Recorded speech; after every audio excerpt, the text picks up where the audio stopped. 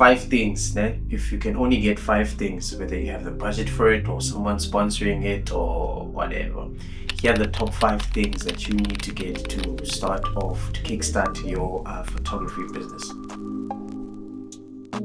Okay, so first things first, you need a camera. You need a camera. Doesn't necessarily matter what camera you get, you just need a camera. That's the first thing. A camera, if I'm going to recommend a camera I would recommend is something like the Canon 250D. My first camera was the Canon 200D. I'd still recommend that camera to anyone shooting today in the big 2025. But yeah, Canon 250D. Reason why I recommend Canon over any other brand, especially if you're a beginner, is you get the widest selection of lenses, I believe. Yeah, it's a good way to start, bomba what you like, what you don't like, and then you take it off from there. Second most important thing, after you take the picture, you need to be able to develop the picture. What do I mean by that? You need a laptop. Yeah, if you have next to no budget, just get a laptop. Having a laptop is better than not having one. But if I was to recommend a laptop, I'd recommend the MacBook Air. Yeah, M1 2020 M1 MacBook Air. Yeah, there's best value, best performance, best M1 MacBook Air. Third thing, so I mentioned photo editing and developing your photo.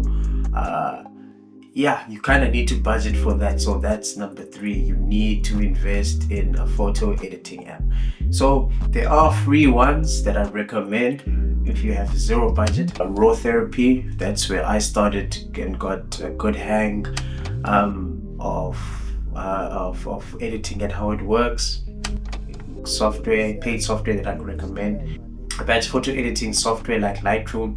I don't recommend Lightroom. It is the industry standard.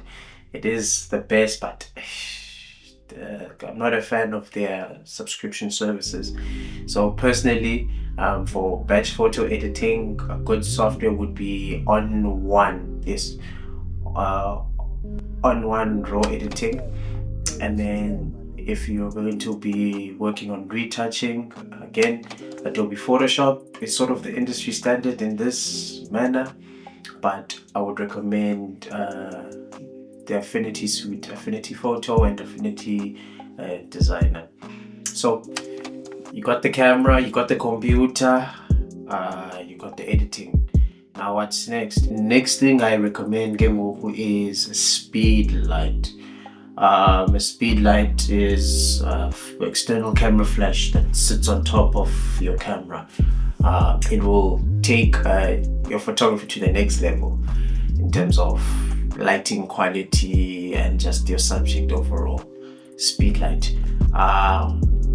Any Speedlite will do. The one I typically recommend is the Godox the Godox TT520 or the TT560. Those are basic manual flashes that come with triggers. A great way for you to learn and get a good understanding of how artificial lighting works.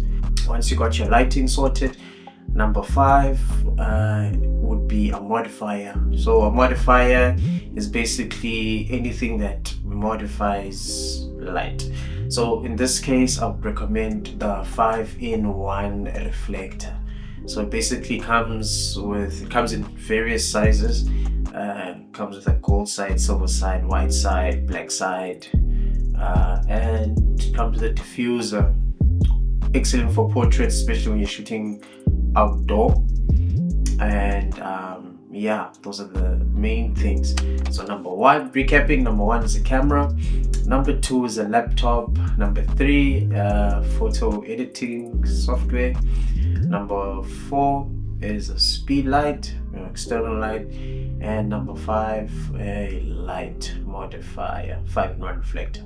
Cool. Honorable mention, honorable mention, once you get all these things, you might want to get another lens. The lens I recommend, assuming you get the Canon, but this exists I think in all the brands, is a 50mm f1.8 lens.